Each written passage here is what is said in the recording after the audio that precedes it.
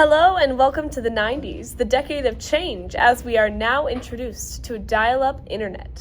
Currently, our economy is thriving, with the gross domestic product growing 2.4% each year, not to mention the incredible income and wage growth with the over 22 million new jobs being created. It really is the age of change, especially in your average American household. Your typical husband-wife picket fence story has shifted. There has been an increase in divorce rates and single-parent households. There has also been an increase in working parents, as moms are now also getting jobs. And with all of this madness, the average rate of kids per family has dropped to around 1.8. To kick it off, we start with the Omnibus Budget Reconciliation Act of 1990. This was a federal law signed into place by President George W. Bush, intending to reduce the growing U.S. budget deficit. This was accomplished through tax increases and spending cuts. A similar act was put into effect by Bill Clinton in 1993, shifting higher taxes on the wealthier folks and lowering them for low-income workers. Now, how does this impact the average American family? Well, it altered the financial landscape for them. There was the expansion of the Earned Income Tax Credit. The introduction of the Child Tax Credit created incentives for employment with single parents and provided tax relief for middle-class families. This shifted the burden of high taxes to high earners, which ultimately helped millions of low-income workers out of poverty. These acts also affected businesses. Many businesses shifted their investments so they were able to take advantage of capital gain incentives, as well as restructuring their organizations to keep profits up. The businesses' responses affected the average family by rearranging the job market. It lowered poverty rates and linked government assistance to employment. But, unfortunately, it also expanded wage inequality. Next, we go to the recession and recovery of 1990 to 1992. The recession was a mild downturn that lasted only 8 months from July 1990 to March 1991, when the GDP growth began to return, and we managed to turn it around and enter a recovery stage.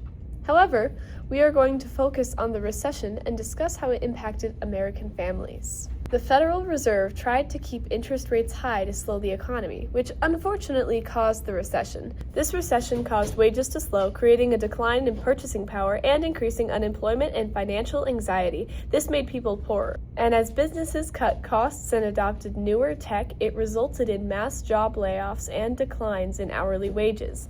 Many permanent employees were replaced with cheaper temporary employees. Many families were stuck working part-time jobs just to remain stable. Around the same time as the recession began to shift into recovery, there was a drastic increase in stock market growth. This is the longest and most explosive growth in U.S. history. With technological advancements and the commercialization of the internet, we witnessed one of the biggest booms in history. It began in the late 1990s/early 1991. The Federal Reserve tried to prevent runaway inflation during this time, hoping to stabilize global markets without deflating equity prices. They used monetary restraint, fiscal deficit reduction, and market interventions. However, this gave little benefit to the middle-class families. The majority of the money went to high earners. It changed economic support from cash welfare to tax credits, expanded stock ownership, but also widened wealth inequality and increased vulnerability of low-income households. Businesses also impacted American families by altering their financial security. The burden of retirement was placed on workers as businesses chose short-term corporate strategies over long-term job stability. Pensions for workers shifted to become 401ks. Businesses focused on digitalizing operations using the commercialization of the internet to build global customer bases. Despite some complications from the 90s, unemployment was at a low from 1992 and into the next millennium.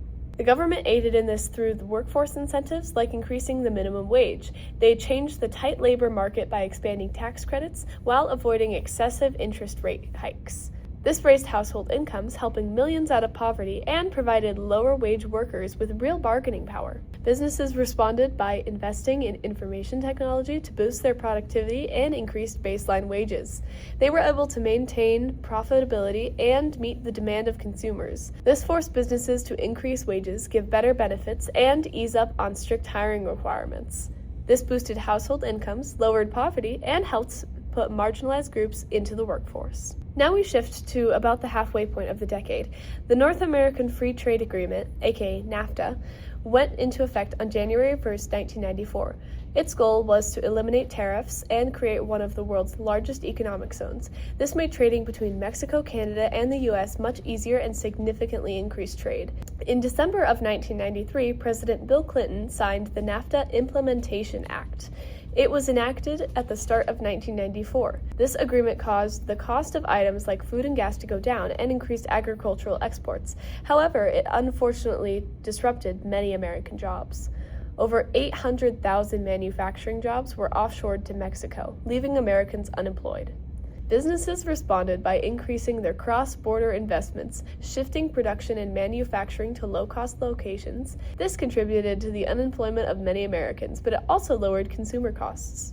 Finally, the longest-lasting event of the 90s, the dot-com boom. This kicked off around 1995 and flowed into the 2000s. Billions of dollars were poured into this, adding to the rapid stock market growth of the 90s. The Federal Reserve influenced this boom by introducing monetary policy, raising interest rates, and providing excess liquidity to combat fears. This allowed families to adopt this new technology into their homes, changing habits in the workforce. People were extremely optimistic during this time. Businesses were adopting digital business models and technologies, which introduced e-commerce and telecommunication. This altered consumer spending and their daily habits. Well, that's the 90s for you. Arguably the greatest decade of the 1900s. Thank you for listening.